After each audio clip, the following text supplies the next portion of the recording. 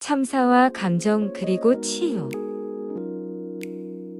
이태원 참사가 일어난 지 40일 가까운 시간이 지났다. 이 기간 동안 정부의 태도를 지켜보면 이번 참사를 피해자들의 입장에서 해결하는데 초점을 맞추는 것이 아니라 지우는데 전념하고 있는 듯한 인상이다. 흔히 사고가 발생하면 이루어지는 조치와 절차는 강구덥고 사망자 가족들이 한 목소리를 내거나 집단행동을 일으키지나 않을까 노심초사하는 모습이다. 사고가 난 당일 이후 정부는 이례적인 조치들로 일관해왔다. 정부는 영정도, 의패도 없는 장례 절차를 강행하였고 조의 리본도 근조 글씨가 없거나 보이지 않도록 돌려서 달라는 지침을 하달해 국민 모두를 놀라게 했다.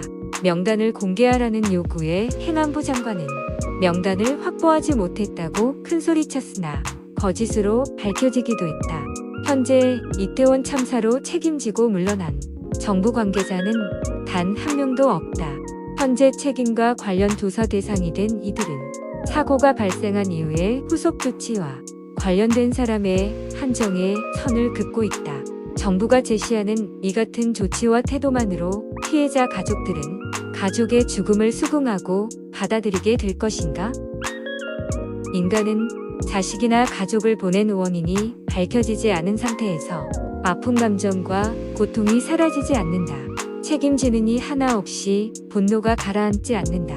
사고사한 자식이나 가족의 사망에 대한 원인을 찾는데 수십 년이 걸리고 소지품 하나라도 옷자락 하나라도 수습해 죽음을 확인하지 않고서는 가슴에 묻지 못한다. 왜일까? 인간은 이성을 가진 지구촌 유일의 존재이지만 그 이성은 철저하게도 감정의 토대 위에서 성장하고 구축된 존재이기 때문이다. 인간에게 이성의 의미는 내면에서 일어나는 감정을 직시하고 분류하고 컨트롤할 수 있게 되면서 가치를 지니게 된 것이다.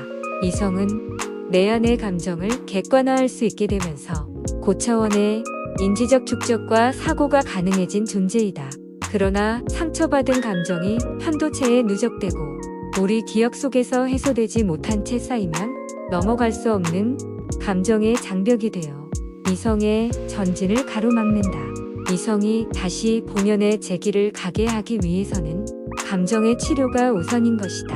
인간의 감정은 외부로부터 들어오는 감각에 대해 신체가 느끼는 지각으로부터 발현되어 슬픔, 기쁨, 고통, 배고픔 이를 바탕으로 행동을 결정짓는 선택의지를 관장해왔다. 의지와 행동 선택은 느낌에서 오기 때문이다. 이 같은 감정이 상처를 받아 정상을 벗어나면 이성으로 제어할 수 없게 되어 일상이 무너진다. 감정의 치유는 그 죽음의 진상을 온전히 알게 되고 그대로 받아들여짐으로써 시작되는 것이다. 원인과 책임을 묻고 받아들일 수 있을 때 억울한 감정이 씻겨지고 치유되는 것이다.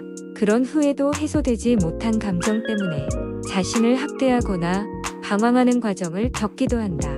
이성으로는 받아들이되 감정의 상처가 완전히 해소되지 않을 경우 감정이 씻기워지는 과정은 필연이기 때문이다.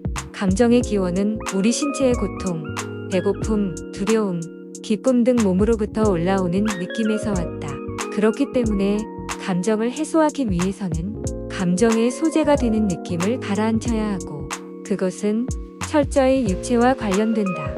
감정에 상처 입은 사람이 육체적 노동에 빠지거나 몸을 학대하는 것은 감정과 느낌의 찌꺼기를 씻어내는 과정이다. 상처받은 사람들이 방황하며 육체적 고통이나 외로움에 오랜 동안 자신을 방치하고 학대하고 헤매고 오는 것도 그 때문이다. 유가족들에게 충분히 납득할 수 있는 원인 규명과 책임감 있는 조치가 선행되지 않은 채 서둘러 치르는 조치와 수습은 또 다른 감정의 원인이 되어 또 다른 세월호가 되어 오래도록 치유되지 못한 채 가슴에 박힐까 두렵다.